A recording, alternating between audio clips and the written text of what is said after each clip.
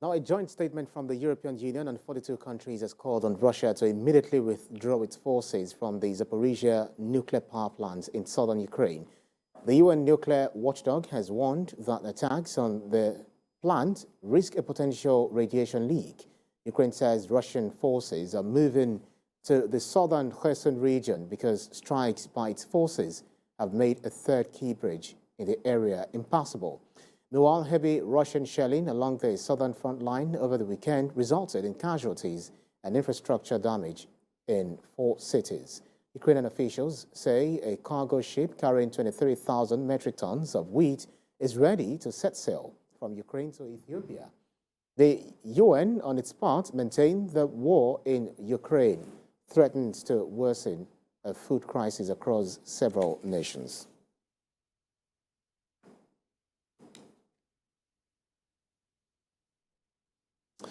Well, joining me virtually as a global affairs analyst, Katch Ononuju, to talk about from the Federal Capital Territory, as Abuja, for analysis of the war between Russia and Ukraine and the alliance between Russia and North Korea. Talk to us about the significance of Russia and North Korea planning to expand their comprehensive and constructive bilateral relations. Oh, well, that's very interesting one. That's Russia and Beijing. That's what you're saying. That's Moscow and Beijing. And so Beijing has now sent its client state, North Korea, to go and see how this place is.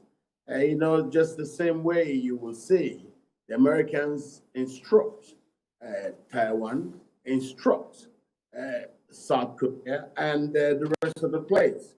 I think right now, what you must understand is we are challenged. We are globally challenged. We are very, very challenged. Anything can happen this particular minute. And when I say that, I mean it very much.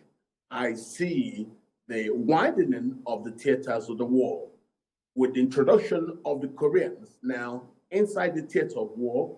It simply means that Beijing has also sent in its client states, and that could expand everything. So they could tell you they are simply equalizing what the Americans, the British, and the other members of NATO have done. So Russia is now beginning to see the formal entry of its allies into this thing that looks like a long-drawn war. It's all very, very messy for the world because the more nations join, the very bad it is. We're already seeing that Russia has been joined by people like Brazil, people like India, people like China, and of course other nations economically. Now, it's being joined right now by North Korea. And I tell you, that is a signal from its parent state, which is Beijing. This is not very, very good for the world right now. Well, we know the body language of the North Korean leader, Kim Jong-un, and also Vladimir Putin. But let's look away from the scare around it. How much economic cooperation, cultural exchanges, and aid will these diplomatic relations offer Russia?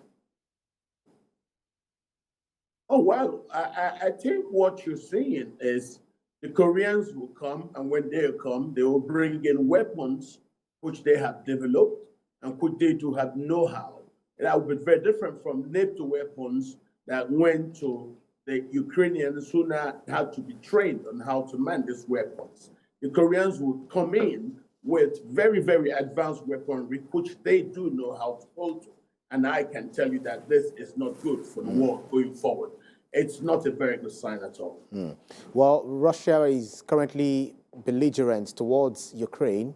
North Korea was one of the few countries that officially recognized two Russian-backed separatists, the People's Republics in eastern Ukraine, and after Russia signed a decree declaring them as independent. What more impact would this have on the Russian-Ukraine war, quickly? Oh, well, this simply goes to stretch the crisis.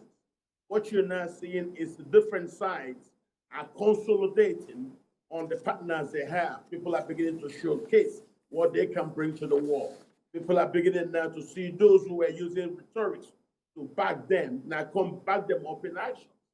So that's why I say all this portends very dangerous times for the international community and also for the world in regards to its quest for peace, and most especially the effect it's currently having on global economies.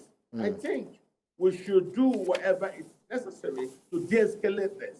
For this, the former entry of Russia's allies into the war, yes, it will be in a way to equalize what the West have been doing for a long time with Ukraine. But this definitely is an escalation and a further widening of hostilities that now suddenly doesn't just include NATO and its allies who are there with Ukraine, but now Russia with the first entry, the client state of the state of China. And of course, you know what that means. So with what just happened, you saw in Taiwan between China and the United States in regards to the visit of Ms. Pelosi, you already see that China is now willing to tell its client state, in this case, North Korea, to go ahead and offend and upset the West and the United States, most especially in the picture. So I really think these are very dangerous times going forward for the international system. Global Affairs Analyst Katch Ononuju, thank you so much for your insight. Thank you for having me.